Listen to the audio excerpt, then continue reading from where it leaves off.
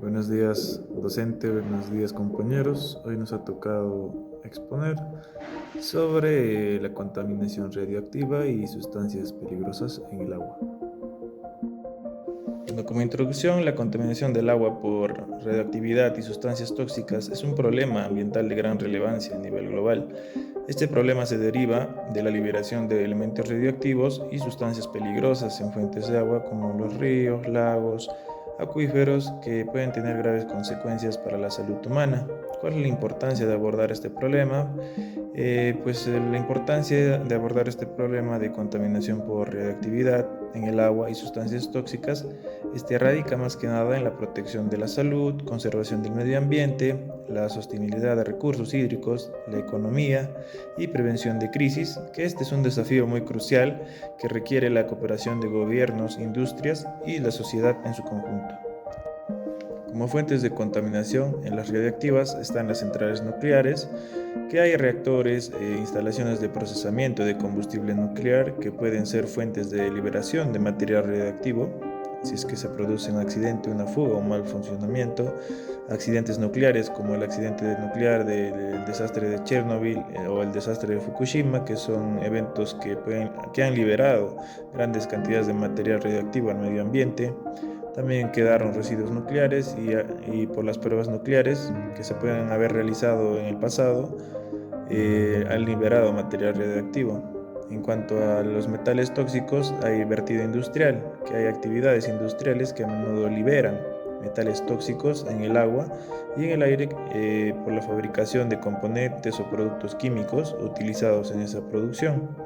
En el transporte hay emisiones de vehículos y la liberación de productos químicos a lo largo de carreteras, ferrocarriles pueden contribuir a la contaminación del aire y el suelo. En la minería, la extracción de minerales, incluyendo metales pesados como el plomo y el mercurio, pueden liberar estos elementos tóxicos en el agua si no se gestiona de manera adecuada. También están los desperdicios de equipos electrónicos, que es por tener una mala eliminación de estos dispositivos que contienen muchos metales tóxicos, como circuitos impresos y baterías, pueden contribuir a la contaminación por metales. Impacto en el agua. La radiación puede dañar a los organismos acuáticos a nivel celular y genético, lo que puede resultar en mutaciones y malformaciones en la vida acuática.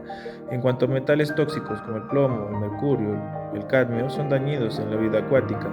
Esta contaminación por metales tóxicos puede resultar en la degradación de los hábitats acuáticos como arrecifes de coral, lechos de río, estuarios, y esto afecta a la flora y fauna acuática y reduce la calidad de estos ecosistemas. ¿Cómo estos contaminantes ingresan al agua? Las sustancias radiactivas y tóxicas pueden ingresar al agua a través de varias vías. Cómo lo hacen depende de su naturaleza y de fuentes de contaminación. Puede ser por escorrentía superficial. Cuando llueve, estas sustancias radioactivas tóxicas presentes en la superficie del suelo o en áreas contaminadas pueden ser arrastradas, ¿no?, por la escorrentía superficial hacia arroyos, ríos y lagos. Descargas de aguas residuales. Las aguas residuales industriales y domésticas a menudo contienen sustancias tóxicas. Si no se tratan adecuadamente en plantas de tratamiento de aguas residuales, estas sustancias pueden ingresar a cuerpos de agua a través de descargas de aguas residuales. El desbordamiento de tanques y contenedores. Hay instalaciones industriales y nucleares, tanques, contenedores que almacenan sustancias radiactivas y tóxicas que pueden experimentar desbordamiento, fugas o rupturas. Vertidos directos. Algunas industrias y actividades liberan intencionadamente sustancias radiactivas o tóxicas en cuerpos de agua, lo que puede ser permitido en ciertas circunstancias, pero deben cumplir con unas regulaciones estrictas. Bueno, posibles riesgos para la salud humana. Por sustancias radioactivas, la exposición crónica a sustancias radioactivas en el agua, como el cesio-137 o el estroncio-90, pueden aumentar el riesgo de desarrollar cáncer, especialmente cáncer de tiroides y cáncer en los huesos.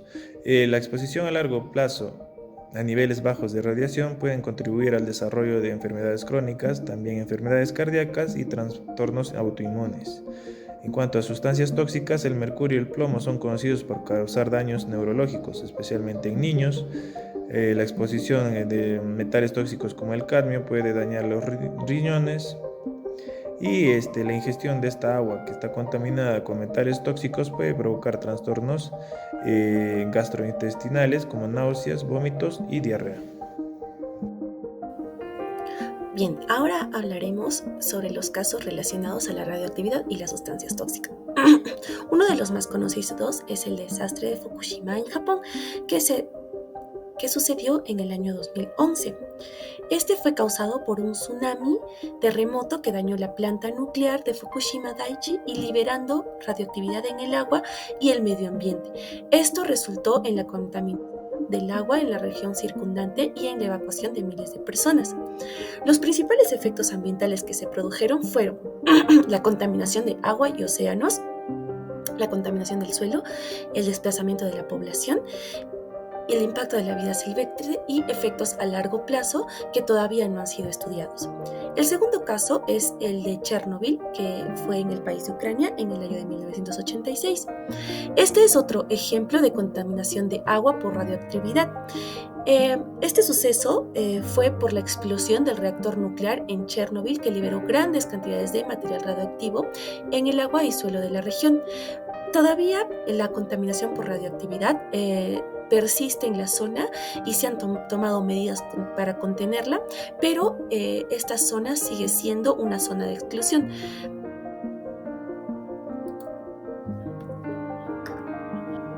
Los otros dos casos que veremos son las minas de uranio en la nación Navajo, en los Estados Unidos.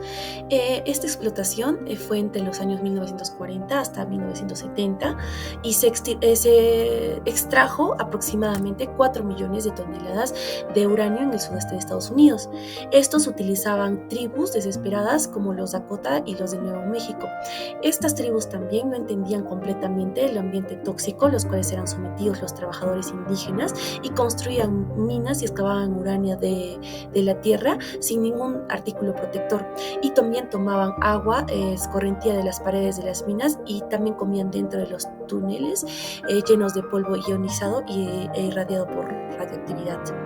Y por último tenemos la cuenca del río Techa en Rusia, que este río es el río radioactivo más famoso del mundo o más radioactivo del mundo. Se liberaron aproximadamente 76 millones de toneladas de aguas residuales radioactivas en este río, y el problema surgió concretamente en el año 1940 y 1956, cuando el complejo nuclear Mayak, conocido por el accidente Krims en 1957, vertió alrededor de 76 millones de metros cúbicos de aguas residuales. Y también se estima que, aunque es cierto que la situación ha mejorado, el agua todavía tiene más radiación de lo habitual. Bien, ahora veremos algunas regulaciones y políticas nacionales donde se menciona la contaminación por radioactividad en las aguas. Uno es la Ley General del Ambiente, la Ley número 28611, la Ley de Recursos Hídricos, la 29338, la Autoridad Nacional del Agua, el Ministerio del Ambiente y el Instituto Geológico, Minero y Metalúrgico. Pero también debemos tener muy en cuenta que en el Perú no existe una normativa específica que señale la contaminación y consecuencias de la radioactividad. Tenemos entendido que en los anteriores decretos y normas solo se menciona de manera escasa y superficial, pero también es importante saber e informar a los demás que no hay un decreto supremo, un artículo, una ley que mencione extensamente las causas que pueden tener la contaminación radioactiva. Y esto demuestra, deja en evidencia que en nuestro país todavía nos falta mucho, ¿no?, que abarcar en cuestión de este tipo de contaminación. Por último, voy a hablar sobre las medidas de remediación o mitigación respecto a la contaminación de radioactividad. Primero tenemos la dilución y disposición controlada, la precipitación y filtración. Las más importantes son el intercambio iónico, que es un proceso que utiliza resinas o materiales específicos para eliminar iones radioactivos del agua, reemplazándolos con iones no radioactivos, y también la ósmosis inversa. La ósmosis inversa es un proceso de purificación del agua que utiliza membranas semipermeables para eliminar partículas radioactivas y otras impurezas. También tenemos un almacenamiento seguro. Eso quiere decir que cuando no es posible tratar el agua de manera efectiva, se almacena en tanques diseñados para evitar la fuga de radioactividad, destrucción de residuos radioactivos, que es muy conveniente que se haga antes de depositarlos a un cuerpo de agua, y también, claro, por supuesto, la educación y la concientización, ¿no?, a toda la población. La educación pública sobre la contaminación radioactiva y las medidas de prevención es fundamental para evitar futuros accidentes respecto a este tipo de contaminación. Muchas gracias. Para el análisis en laboratorio necesitaremos los siguientes materiales: 3 matraces, 3 embudos, 3 vasos de precipitado, papel filtro, sulfato de hierro, cloruro de hierro, una varilla de vidrio, una espátula de metal, el agua contaminada y los equipos de seguridad tales como la bata, guantes y mascarilla. En el procedimiento para la determinación de sustancias tóxicas en el agua, analizaremos 3 pruebas diferentes. En la preparación de cada muestra agregaremos 150 mililitros de agua contaminada en los vasos de precipitado. La muestra número 1 será en blanco. A la muestra número 2 le agregaremos 0.5 gramos de sulfato de hierro. Asimismo, para la muestra número 3 agregaremos 0.5 gramos de cloruro de hierro. Ambas muestras deberán ser agitadas durante un tiempo de 5 minutos con una varilla de vidrio. Al terminar la agitación, deberemos dejar las muestras en reposo en un aproximado de 10 minutos para que se produzca una floculación y sedimentación de las partículas de las sustancias tóxicas en el agua. Después de esperar el proceso de floculación, una vez concentradas las partículas de las sustancias tóxicas, filtraremos el agua de las muestras con el papel filtro. Una vez filtrada el agua de la muestra, retiraremos el papel filtro y lo dejaremos secando durante 3 días aproximadamente. Después del proceso de secado, con una espátula rasparemos el papel filtro y el polvillo producido deberemos colocarlo en una bolsita transparente para poder llevarlo al analizador tracer, un analizador de rayos X.